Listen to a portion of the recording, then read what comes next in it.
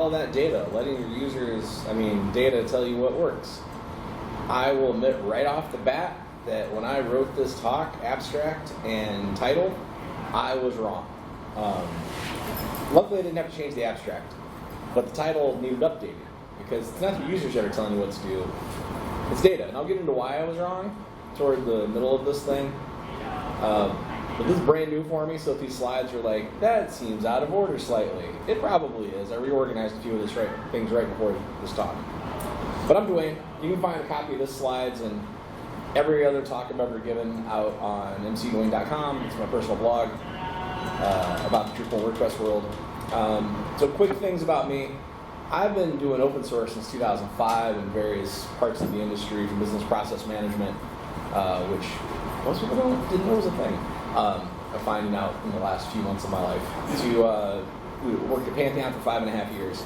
Now I run a little consultancy of my own, Process Digital Consulting.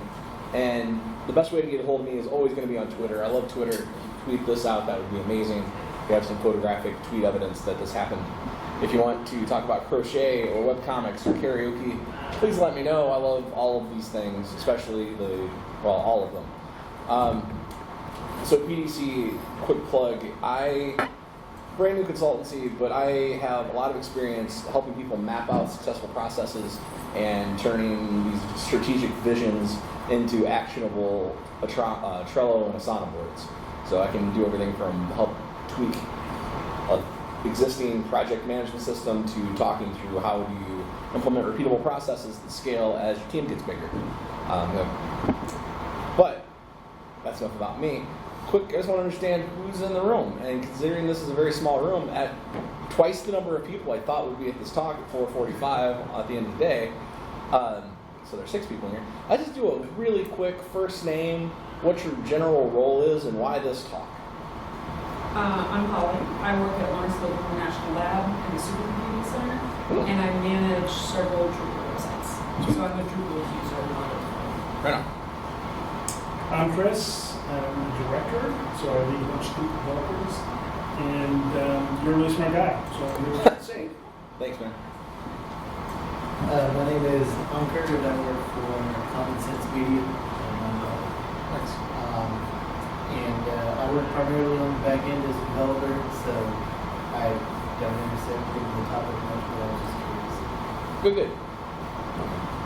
Erin Ward. I work at Food Biomedical, a biomedical test company. We are implementing Agile, at least our development team, which is actually me, who's not about dev.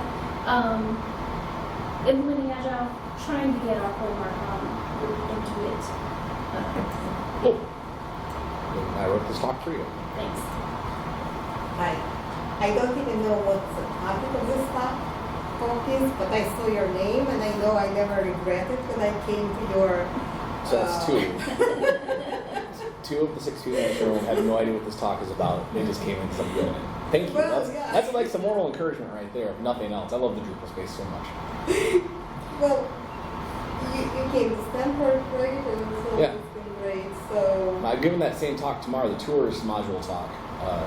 So if everyone wants to learn about the tour module, first talk in the morning. They put me at the end of this day and then the beginning of tomorrow. So like the 2 least likely talk slots to get attended. I'm complaining on Drupal TV right now to all the people that listen in the future. Anyway. My name's Anat. I also really like your talks. There's half the room agrees. But I did read the topic beforehand, and I thought it was interesting because I've experienced plenty of times in my life when postmortems don't happen or they're not very productive and things don't change. So I assume that's kind of what this is about. Postmortem. That's an interesting word that I'm sidestepping, not going to address directly, but we can get into that Q&A. My plan is for these slides to take about 30 minutes to get through,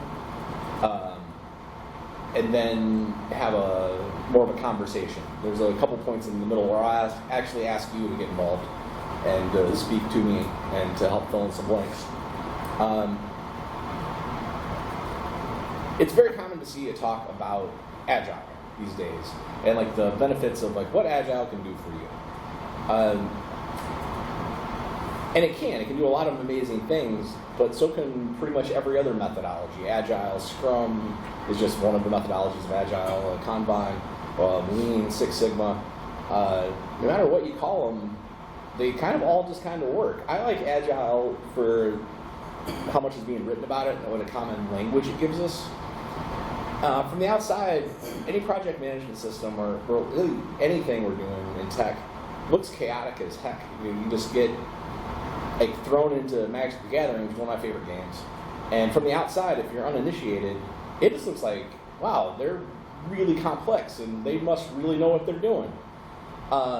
In all reality, though, it's 5 phases per turn and 7 things in the stack.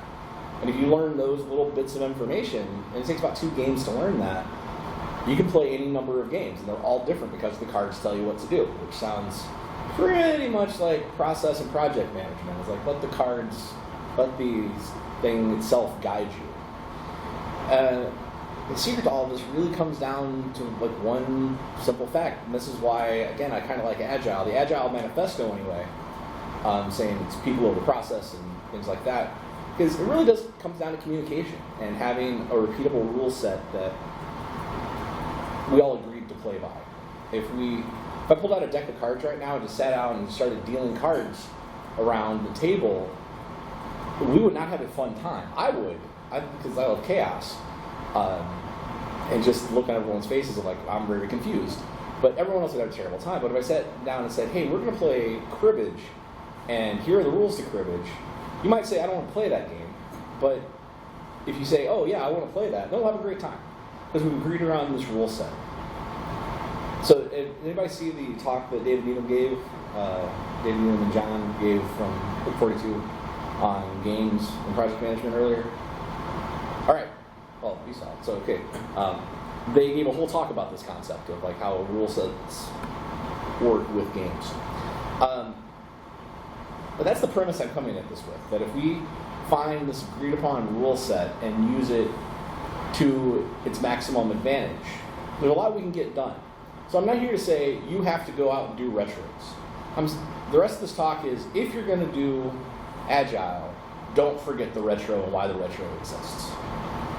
And that's specifically the part I'm talking about. So the retro language I'm pulling this from, is really out of Scrum. But in Kanban, it would be the exact same thing. As you mentioned earlier, the postmortem. I was trained, Nick Seelau, who used to be head of engineering at Pantheon, where I worked for quite a while, said he hated the word postmortem because that means something had to have died. And in a good project, nothing died. It's just you need to talk about what happened afterward.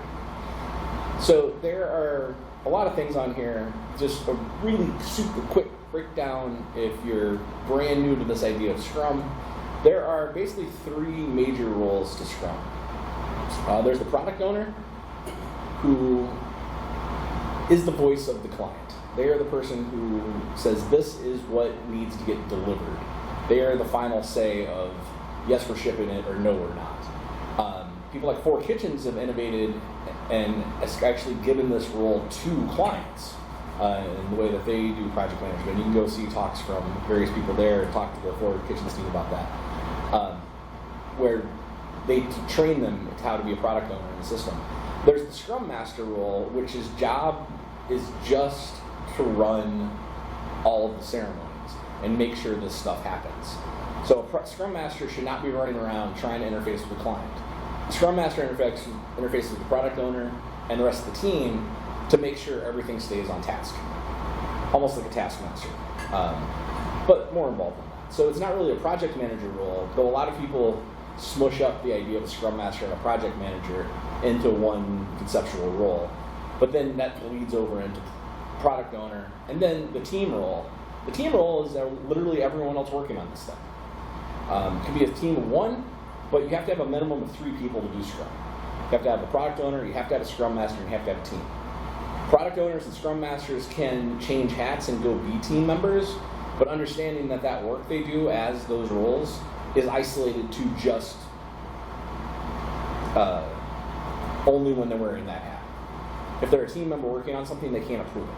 They can't say, this is the acceptance criteria, I'm doing the work. but they need an extra hand. You're the most skilled person on the team as the product owner. Sure, maybe you need to step in, but at that point, you answer to the Scrum Master. And when you go back to your project manager, product owner role, the Scrum Master has to report to you. Makes things very messy.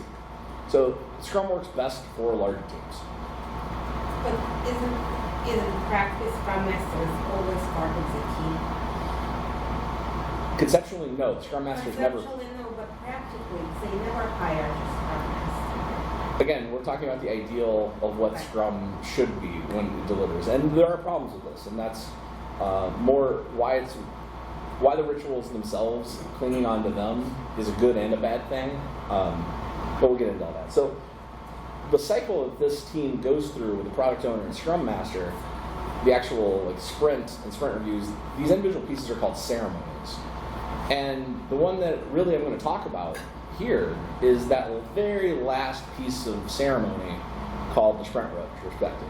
So a lot of talks out there about all the rest of these pieces, and I'm not here to give an in-depth talk about Scrum, and you're absolutely right. This is an ideal painted scenario, and the real world's really, really messy. I was kind of waxing poetic there about people wearing too many hats and multiple hats and reporting to each other, because a lot of conversations I've had. But we're here to talk about the sprint retrospective, which in a nutshell is this picture. If you're a fan of Star Trek. But this is like glossing it over. And very importantly, the sprint retrospective is not the sprint review meeting. When I first started writing this talk, this is where I got tripped up and why my title was wrong. The client can tell you, are we on track with how the sprint, or what the sprint delivered? Did it meet the acceptance criteria? Yes or no? Can we modify scope of that for the next sprint? That's something the sprint review meetings bring up. The retrospective is the time between sprints to figure out what we did wrong. But a lot of times it turns into like, hey, we're not doing the work for an hour or 90 minutes or however long we got. So let's just talk about what happened. And it becomes just a general jab session. The ones that a lot of retros that I've been a part of just become like anecdote sessions. And we get back to work, and it seems just as hard or harder, and nothing improves. And this is like the opposite of what the retrospective is supposed to give you. It's supposed to make that sprint 2 a little easier to carry. You should have wheels on that thing at that point, or a wheelbarrow or something, because you've improved it. Not just, hey, we bitched about how terrible sprint 1 was, so sprint 2 is going to be just as bad. And a lot of people stop doing sprints stop doing retros because they're not fun. They're just not. To talk about what went wrong and how you can improve is not fun. Talking about self-improvement is not a fun thing. It's just a lot of pain people carry. By the way, all of the memes and all of the pictures, most of them are pulled from articles about these subjects in the speaker notes. So again, another reason to go get the slides. So when the sprint goes, the retro is done very, very wrong. This is what it looks like.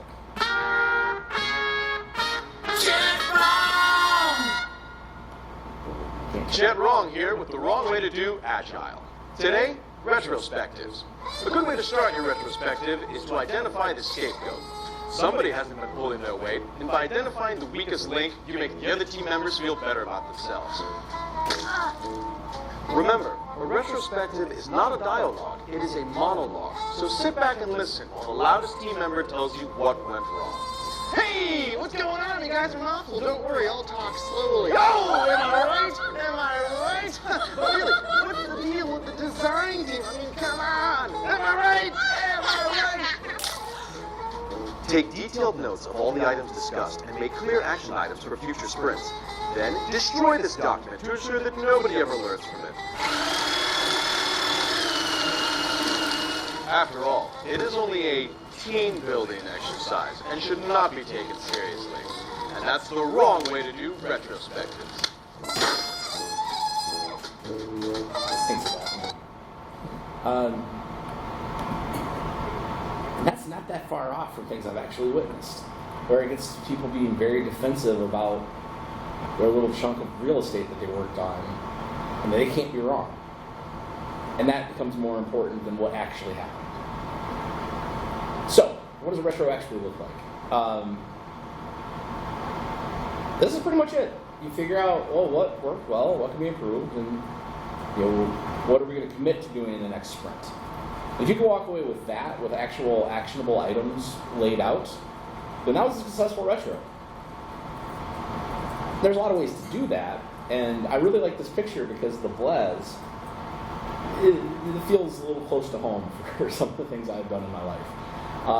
Where we talk about what went well, we pat ourselves on the back, and we say what can be improved, and it just becomes like, oh, it was hard.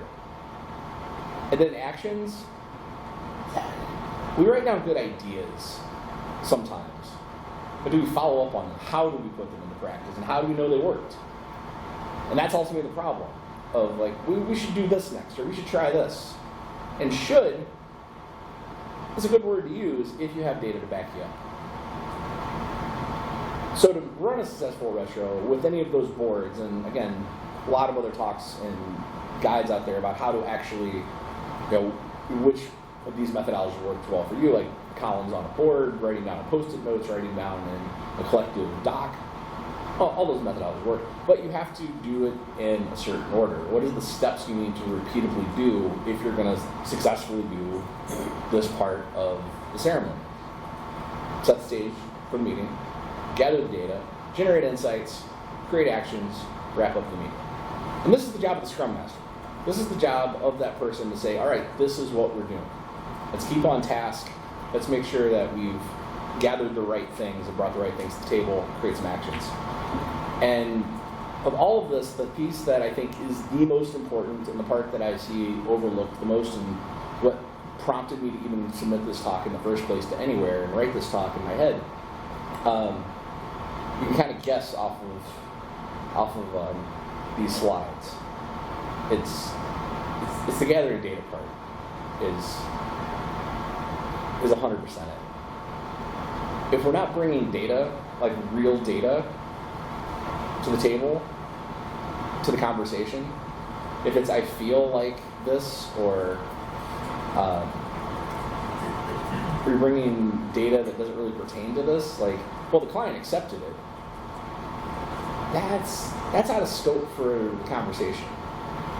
So we need to talk about, like, well, what data do we actually want to bring in? Well, how can we set the table with proper data to have a realistic conversation of what we can improve and how we can move forward together better as a team. So the retro, again, is focused on what did we plan to do when we set out and planned this next level of sprint, or next sprint itself. What did we say we were going to do versus what did we actually do? Not what did the end client accept? What did the product look like?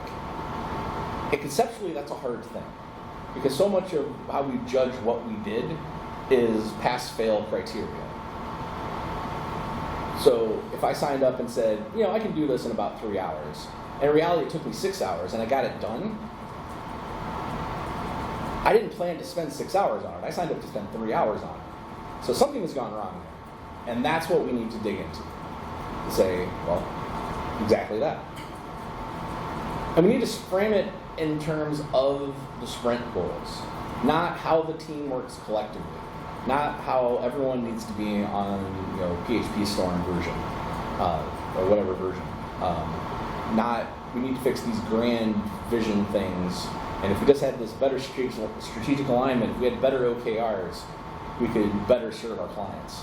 Those are great conversations to have as a company, as a team, but that's not in scope of the meeting. The meeting needs to be very narrowly focused on what the last sprint was, the last week, 2 weeks, month, however your sprints run. Just those things. What did you sign up to do? What did you say was going to happen, and what happened? Regardless of if the clients kicked it back and said, no, this was terrible. Again, that's conceptually a very hard thing to separate out. And bringing relevant data to the table is super important. And again, this is a challenge of like, what is relevant there? Well, always stepping back and saying, well, what did I sign up for? What were the goals that we set out for this sprint? If you can frame it inside of that, then you're on a good path. Plan versus delivered story points. Again, not the result of the story point, but how you delivered it. That's the thing you're focusing in on. And facts, which are measurable. And that is the thing that's lacking. I think it's all common sense, kind of up to this point. And this is the one, this is really the whole slide. Like my original version of the slide deck was like 6 slides long, and this was the only content. Everything else was just intro and exit. Measuring things. If you're not measuring every conceivable aspect and angle, you're missing out. It's there. All of the data is there. So knowing what to measure is a little bit hard. But again, you scope it in terms of what did I sign up to do versus what I actually did. So I'll ask you, like of these two, which is an actual better statement that you can act on at all in any way, shape, or form? I'm sorry, I phrased that wrong. Sorry. Which of these gives you more actual data? Yeah, why? Because it tells you exactly how long it took you to do what you needed to do. So a good follow-up question from that might be, like, all right, if someone's in your team says, well, I spent an extra 3 hours, what's the logical question that comes out of that? Why? Also, there's another one, I think. What's the benefit? What's that? What was the benefit? Sorry. What, say it again? I can't hear over here. What was the benefit? What was the benefit? Yeah. Well, you need to look that up again. Okay, now are you a subject matter expert in this? The question I had in my head was, well, how long were you planning to spend in the first place? And now we have a delta of time actually spent versus projected time. Well, the statement says an extra 3 hours. Yeah, an extra 3 hours. So that was why the question in my head was like, extra compared to what? And it gives us a delta. But those were really good. Like, why is a really good question for literally everything. Like, so why did it take 3 extra hours? Oh, well, I hit this wall. But actually, we're using this version, and I know this version. Everything bit of data we uncover like that, where it's a version number, or there was this skill gap that only emerged because of this bug. Things you can document. Because your retro, and I'll get into this toward the end, is part of that cycle. You're not going to do just one retro, and that's another reason I don't like the term post-mortem. Post-mortem is after the whole thing is done. And if you want to have a post-mortem against the entire project when the whole thing's done, awesome. But this is the ongoing, every sprint cycle, and you can start backlogging. Like, does the team have to look things up and spend way more time in research than they ever project they do? Is that the bottleneck? What if we got training up front? Can we solve that? Versus, yeah, it took me a little longer to research this thing. Like, that's a great statement, but we don't have any deltas. We can't measure that over time. This is a real thing that I tried to bring to the table once. I sent more emails trying to clarify some things this sprint. Like, oh, okay, yeah, send less emails next time. Versus, yeah, I spent 30 minutes writing emails and had to wait, about 2 hours total, and that was blocking. That's some giant red flags right there. And that is a very different conversation than, I felt like I wrote more emails. And then the question of why. Like, so why were we that far off?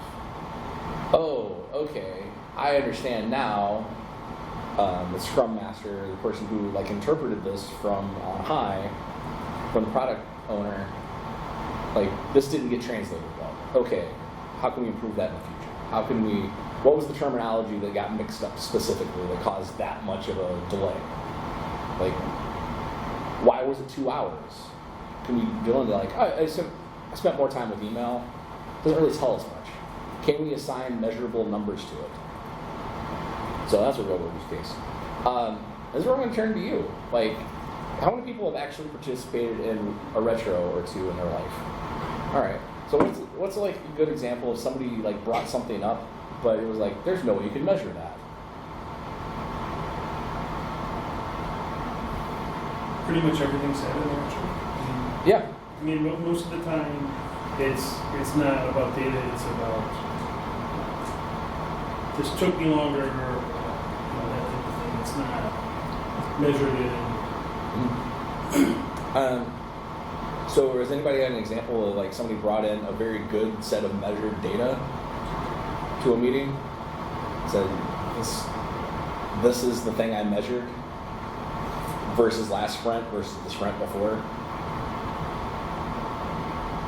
Yeah, my conversations with people and reading about this is one of those another perfect world ideals that everyone runs into.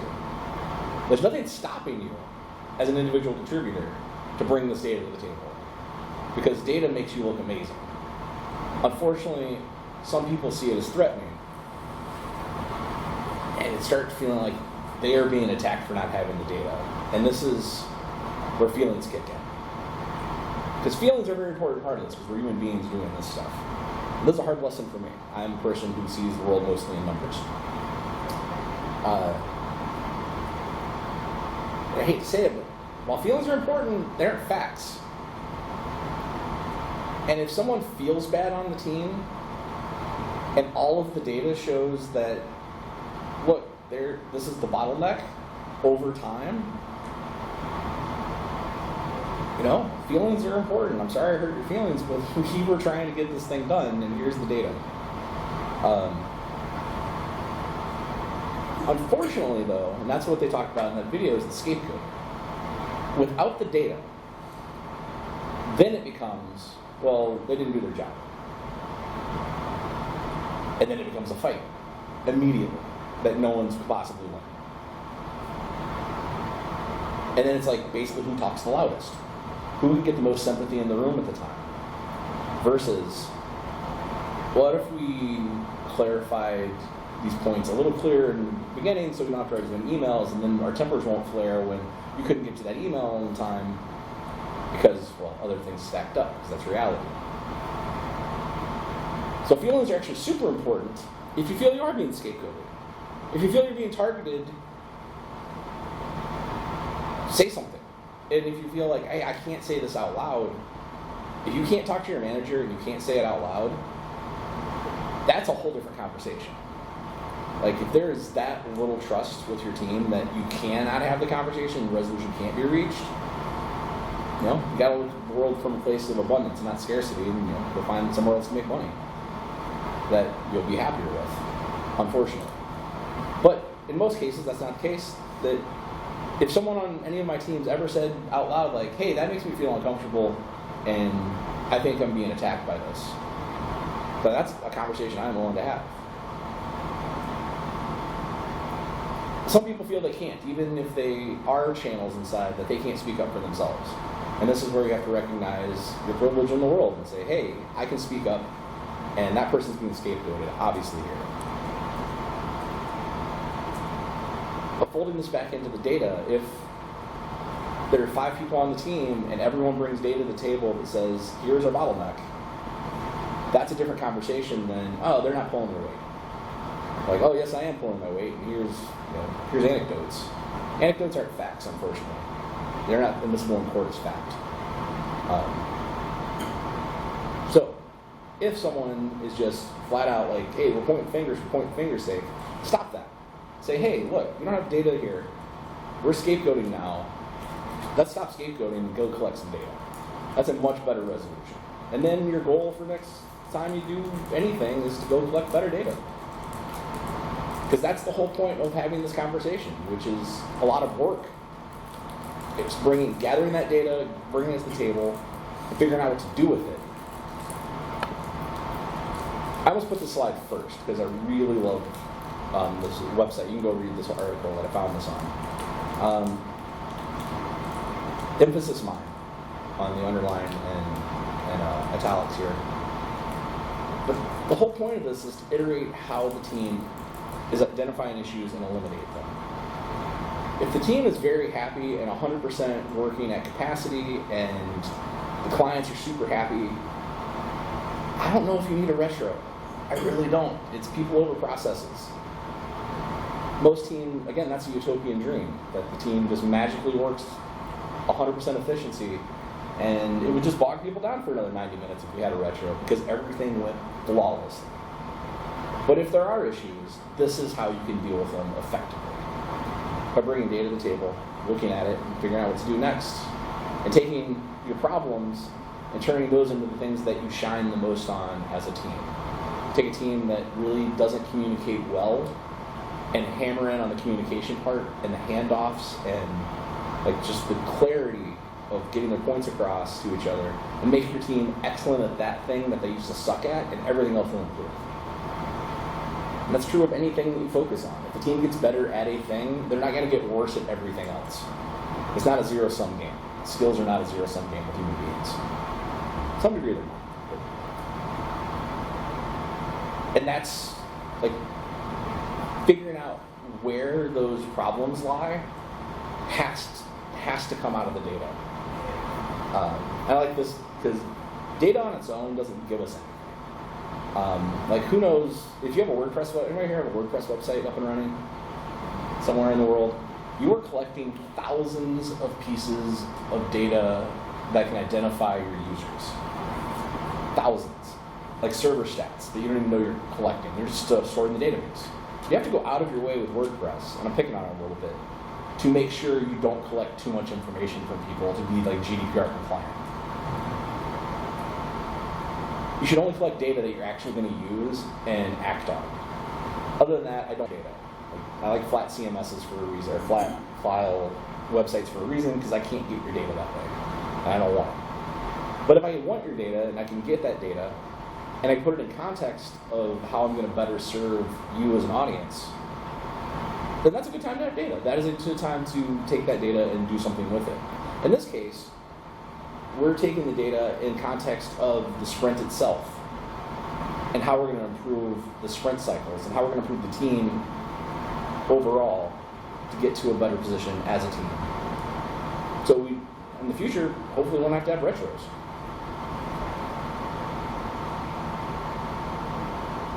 The decisions that we need to make need to be pointed in the right direction. And that's just basically what I said in the last slide. It's the insights that we gather over time, plus the data we're bringing to the table, that should steer us in that positive direction. And that's where we can course correct. I'd say, all right, the last 5 retros, we said we were going to improve this piece of communication and cut down the number of emails, and the number of emails has increased. We need to make some decisions on what to do next. Versus, I feel like we're getting better at it. You can't really steer with that. It's got to be data-driven. Because everyone brings their piece of puzzle to the table. And we're transparent and honest about like where we get our numbers from and what we want to do, how we want to use this data to improve, then we can do anything. I firmly believe that about human beings. Like, that's one of the most amazing things about humanity is if we put our minds to it, we can accomplish anything. We can get up to the moon, we can get to Mars. There's a spaceship right now that has left the solar system and is just floating out there. That was launched at a time where they had like a half a volt to run like 4K of memory, and that was the most memory that had ever been made in the world. But there's honest conversations that happened there, and they improved over time. They like said, "Oh, this is the mission." So if we all get together, we all like are truthful, say, "This is what we did. This is how we're going to improve." Then we can do anything. We can improve the whole system. At the end of the day, win. And that's my talk. That's supposed to clap along with these guys for the recording. So I put together a few resources here. After a while I said, why am I going to just recopy them out of the speaker slides? So if you want to see most of the research I did for this, go look at the speaker slides and you can read all of the articles that I read to put this together. So I realized I was a little bit all over the map. First time I'm giving this talk, and even giving it now I realize many improvements here. Hopefully some data-driven ones. I just feel it went. But yeah, with that, we'll open it up for general conversation.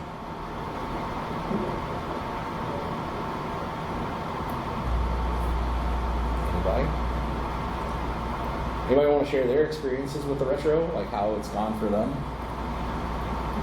Just because nobody else volunteered, when I went to my SCRUM training, when we learned about retrospective, this last column about actions, the idea was that the team votes for one, at most 2 actions to implement during the next one. Yeah. And I don't know whether it's considered part of SCRUM or is it something that our trainer just told us. But I think it makes sense because it's difficult to implement more than 1 change at a time. And some of those things on actions, people sometimes just need to be aware of. Oh, if I need a faster answer from Tim, I just need to Slack him and not email him and stuff like this. So sometimes just seeing them automatically helps. But if you just focus on one and return next retrospective to this one, did it help? Should we look for another action item? Could be much better than having, dozen or half a dozen of blah blah things. Sure. Sure, absolutely. What it really comes down to is that there's no 100% true way to do it. Right, I agree. So that's a perfectly valid way if the team decides that is how they can best improve. And I've sat through multiple Agile trainings, and all of them have their own flavor, depending on the person. Right, so that's why I was they have this, curious whether it's... And that is the Standard. ultimate problem I have with Agile, like the Agile methodologies, is they lay a rule system down of like, all right, follow this, have these rituals, and everything gets better. And that's kind of an affront to the manifesto. Like, no, let's have some conversations and figure out how we can best communicate so we can make things better. Like, the ceremonies should serve that, but sometimes they get in the way flat out. Sometimes the way they are implemented is as somebody has a really clear idea in their head, but it doesn't work for that team, because that's not how that team works. But to your point, the things that just bring to the surface of, like, Slack this person versus email them, yeah, that's something that everyone can implement, like, right now. We can see next week, was that bottleneck still there? Was that thing? But that could be too much for a small team. Have that conversation with your Scrum Master, with your team. What works best for you? I really like this concept of actually having numbers attached to things and being very specific. I think that would probably help with the hurt feelings aspect of. Hopefully, yes. My group just started, so it's really been just me and my manager. The rest of our Markdown group isn't doing anything agile, but we're trying to start coming slowly. My point being, it's really an interesting ride for us. It always is. Transparency, honesty, and you're right. You can have hurt feelings over data, but that's a very different conversation. Yeah, it hurts my feelings when I am, like, provably bad at something. But there's also a path of getting better at things. Like, no one inherently knows any of this stuff. Like, nobody. We all learn it. Like, this stuff, I mean, web tech, Scrum, the other Agile methodologies, we learn it, skill sets, and we can always improve. But you have to be honest about that. So I think one point I'd make is that the Scrum Master has to be Scrum. Like, they have to be a Scrum leader to do this because conflict is hard. Conflict is hard. And when we started doing this for retrospectives, and I could say, Dwayne, I had this problem because it took you 2 hours of release data to get back to me, yada, yada, yada. Like, that can make it hard, and you need to have a strong leader in there. Yeah. And I've been on teams where I've got this retrospective shut down just because no one was really meeting them, and it was wasting 90 minutes of our time. Yeah. That's what it is a lot of the time. And I've also been on teams that have done well with them, not quite as much data, as you're suggesting here, but felt like we got some improvements, and the team's together for 6 months, and after a few months, I was kind of glad to see that in the slide. Like, at some point, maybe you're not 100% effective, but you're pretty good, and that 90 minutes can be spent elsewhere. and maybe it's not every sprint, maybe it's every month. If you're doing 2 sprints, there's ways to That's brought up in a lot of articles already. to keep doing it, but not be overbearing. Absolutely. That's a great point. So thanks for the real world there. But you're absolutely right about the Scrum Master, and that's why it's important the Scrum Master be a role. And while it's easy from an HR perspective and from people like trying to implement it themselves, be like, all right, well, you're Scrum Master for this part, but you're really a team member. Like, if you're part of the team, you really can't have an authoritative voice for resolving conflict. Like, team lead maybe could, but if it's a separate defined role that is backed up by management of, like, they get to decide how this actually works, that clarifies so many points. Weak leadership causes so much infighting. It's the death of so many teams. Like, love him or hate him, Billy, or was it the Hoosiers basketball coach? His name I cannot remember off the top of my head. Bobby Knight. Not Billy Knight. Bobby Knight. Super strong leader. And led those team to victory.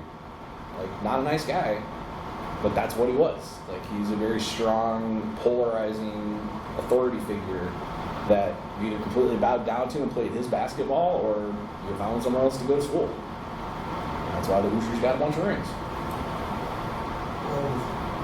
Wasn't like Coach K a disciple of his or something? Off to do with a completely different philosophy. The consensus around these. Yep. They're completely different ways to do it. Anyway, I cite Bobby Knight because he's just like so polarizingly strong. It's this way. But again, he had opinions about basketball. He wasn't data backed other than he didn't score enough points or he didn't run fast enough. I'd be curious what your thoughts are on the tool you're using to manage your sprint as being a data collection tool. Like, I've been on teams where we use Jira. And so, as an example, you estimate, you're grooming your backlog, you estimate how much time something's going to cost or take, and then when you get to the retrospective, you can look at that. And over time, I was on a team where we realized we're all just bad at estimating. Like, everything takes longer than we think, and that's not because we're all bad. It's bad that we don't estimate realistically. We don't take into account the testing and the back and forth or whatever. So Jira was able to tell us that, right? Because you have the time you think it's going to take and the time you actually took, and you can chart. Actual results, yeah. Not all data that might inform a retrospective can come from just task tracking, but I don't know what your thoughts are on using it all can't, but it's not a bad starting point. Like, any data is better than no data. And that's a great starting point for that. So how you store it long term, I don't think there's one clear cut, this solves everything answer. There's no silver bullet for that. It's what works best for your team. If it is a wiki, it's an internal website that you build. The brief stint as project manager I spent at Pantheon, I built a WordPress website where it was like open notes, like the results of things, what we said we're going to do next time. It was like a very clear, you just go see the posts and see what we'd done over time, and I aggregated data off of that for my own uses. Like to see like, all right, put these charts on, like this is what hours we took on this and like where we're heading on these paths. It's what works best for your team and understanding that. So Jira is a great starting point with those deltas. There's an exercise 2017, yeah, it was 2017 Drupal GovCon. I forget to be at the top, but it's in my notes somewhere. You can go kind of, but it was sizing, project management sizing based on fruits. And starting to think of all of the things on your backlog in terms of sizable of fruit. Yeah, like grape, and you can have a bunch of grapes, which is a whole set of things, and like grapefruit, kiwi, orange, watermelon. Watermelon's very big things. And then running in part, there's another reason you couldn't do it in the retro of like, well, let's go back through and like we estimated it as this, and it actually was this. So now we know next time we encounter something that looks like this, we have this backlog of library we can look at and say, well, what do other grapefruits look like? Do you think this is a grapefruit? Let's go look at what other grapefruits look like. And that can be a really good way to communicate to people outside the team. Yeah. Deal with it, because in a lot of retrospectives I've been in, the scapegoat is not somebody on the team, it's the executive suite, right? Who comes in, shits all over everything, and leaves, and then you're like, what do I do with all these requirements that they think we're building a bunch of grapes and it's all chocolate or whatever. So like, to explain to that, like, Yeah. what it really means, or give them an analogy that makes sense. What Jimmy Birch calls the swoop and poop. Yeah, the pigeons, right? Swoop in and poop all over. Make a lot of noise. Yeah. Make a lot of noise. Make a lot of messes you gotta clean up. Man, I wish there was a solution for that. Like that's just life, man. People like, don't understand project. But yeah, communicating as clear as you can in terms that they can understand helps with that somewhat. But internally, yeah, looking at the data and storing it long term, this is where like I break down, my skill set breaks down of like visualizing data out. I'm not good at like building charts and whatnot. I'm good at like looking at raw numbers and finding trends. But other people really need that visualization. So figuring out how you can use tools like Data Studio, like let's model what we learned over the last 6 months out of these retros into some beautiful graphs is going to go a pretty long way for a good number of people. But I've not really put too much thought into that, to be honest with you. All right. So thanks everybody for coming. I'm really happy I got to give this talk. It's the first time I've given this, and happy to answer any questions beyond today about any of this stuff. And thank you very much. Have a good rest of your back camp.